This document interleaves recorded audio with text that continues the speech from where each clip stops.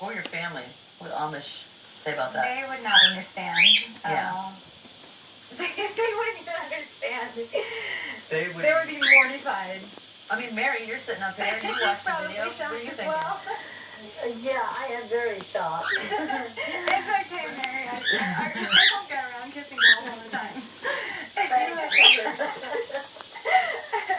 Well, it's just like everything else. If you don't experience something, you'll never know how it's going to turn out. Yeah. Okay, how are you so open-minded about everything? This doesn't make sense to me. This is why you're being shunned, isn't it? You just see things differently. Yes, I do see things a lot differently, and I do say what I mean. I do say what I think. I'm not going to lie for nobody. I'm not going to be backwards for nobody. Have you ever thought about leaving? A million times. Why haven't you? I don't have the support if I would leave. Who would take care of me? Who would